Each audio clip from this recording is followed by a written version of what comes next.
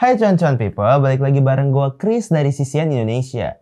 Ada berita baru datang dari seorang investor yang bernama Robert Kiyosaki. Beliau adalah seorang penulis buku populer yang berjudul Rich Dad, Poor Dad. Dilihat dari CoinMarketCap, harga Bitcoin terus merosot sampai 4% ke posisi 28.000 US dollar.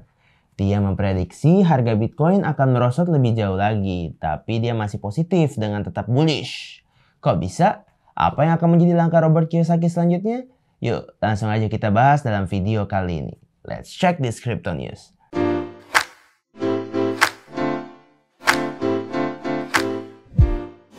Sebelum kita membahas lebih jauh mengenai keoptimisan Robert Kiyosaki, gue bakal mengenalkan ke lo siapa sih Robert Kiyosaki ini? Kenapa prediksinya bisa menjadi sorotan dunia?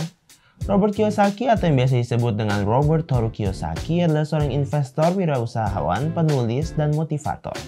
Pria berumur 70 tahun ini menjadi terkenal karena buku yang ditulisnya berjudul Rich Dad, Poor Dad.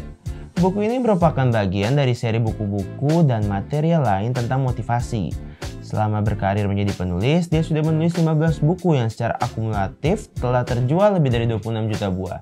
Di awal karirnya, dia menerbitkan bukunya dengan penerbitan sendiri. Tapi kemudian, setelah bukunya terbitan mandirinya ini terjual, akhirnya dia bergabung dengan Warner Books sebagai penerbitnya. Seperti yang kita tahu, Warner Books ini sebuah divisi dari Hachette Book Group USA yang merupakan penerbitan buku terkenal di Amerika Serikat.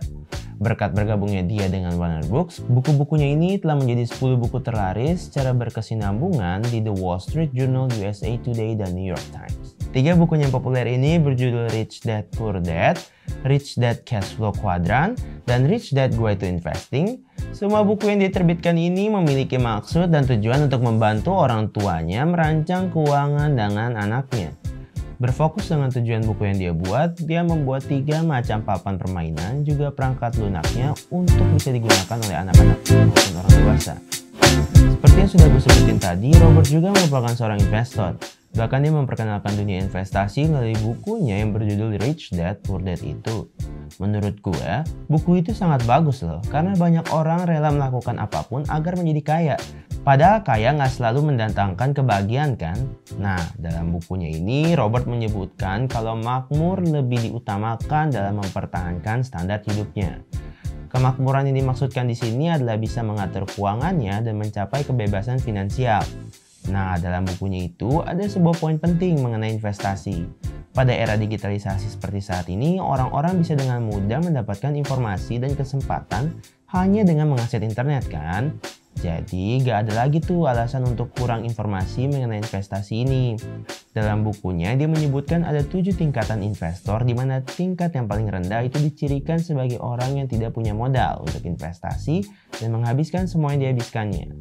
Sedangkan tingkat tertinggi dicirikan dengan orang yang menghasilkan dan berhasil membuat orang lainnya juga menghasilkan uang. Salah satu cara investasi yang dia lakukan adalah dengan aset digital kripto. Sudah lama sekali dia masuk ke dalam dunia kripto dan menjadi investor, sehingga dia sudah paham dan ahli dalam melihat pergerakan harga pasar.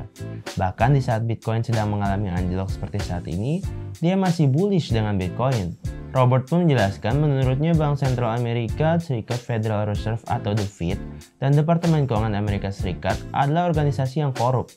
Sudah beberapa kali Robert menyatakan ketidakpercayaan terhadap pemerintah Presiden Amerika Serikat Joe Biden, Departemen Keuangan, dan The Fed. Jadi dia pun berulang kali merekomendasikan Bitcoin kepada investor. Karena ketidakpercayaannya ini, dia mengungkapkan bahwa perang Rusia-Ukraina menjadikan kripto sebagai tempat berlindung yang lebih aman dibandingkan uang fiat. Pada Maret lalu, Robert mengatakan dolar Amerika Serikat akan meledak. Dia menyalahkan Presiden Biden karena menyebabkan inflasi. Dia pun merekomendasikan emas, perak, Ethereum, Solana, dan Bitcoin sebagai investasi ketika itu. Selain itu, walaupun dia bullish dengan Bitcoin, dia juga memprediksi kalau harga Bitcoin akan lebih jatuh lagi. Dia juga sedang menguji titik terendah baru yang nantinya diprediksi hingga mencapai 20.000 US dollar, 14.000 US dollar, 11.000 US dollar, atau bahkan 9.000 US dollar. Hasil dari pengujian level Bitcoin ini, jika nantinya mencapai level 1.100 US dollar, dia akan membeli lebih banyak Bitcoin untuk berinvestasinya. Tapi, prediksi dari Robert ini dibantah oleh seorang analis dalam trader kripto populer yang bernama Kevin Stephenson. Kevin yakin kalau harga Bitcoin siap untuk bangkit bersama pasar saham Amerika Serikat. Dia membuktikan dengan korelasi Bitcoin yang menunjukkan hampir 90% dengan indeks S&P 500 baru-baru ini.